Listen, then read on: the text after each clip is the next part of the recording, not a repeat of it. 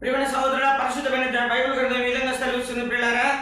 మరి 2వ రాజుల గ్రంథము ఇక్కడ చూస్తే మరి 6వ వచనంలో మరి ఎలీషా శిష్యులు తమ కొనుక్కున్న స్థలం ఇరుకుగా ఉన్నదని వాళ్ళు మరి యోర్దాను నదికి వెళ్ళి ఆ యొక్క వాసములు ఆ మ్రాను నరికినప్పుడు ఒకరి గొడ్డలు ఊడి మరి నీటిలో పడిపోయింది ప్రియులారా.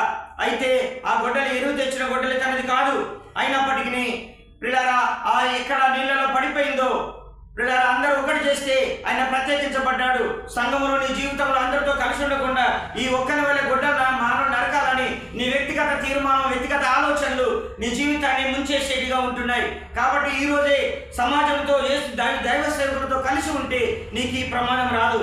అయితే అయినప్పటికీ ఆ పడిన గొడ్డలి ఎలీషా అడుగుతున్నాడు, అది ఎక్కడ పడింది, దాని స్థలం చూపించంటున్నాడు. అప్పుడు అతడు పడిపోయిన స్థలాన్ని చూపించినాడు.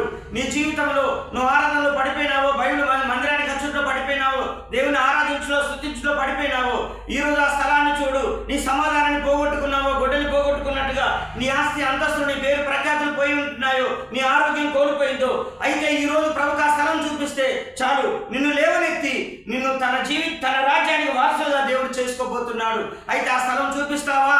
ఆ హృదయంలో ప్రభు నీలోకి రావడానికి ఇష్టపడుతున్నాడు. దేవుడు మిమ్మల్ని దీవించును గాక.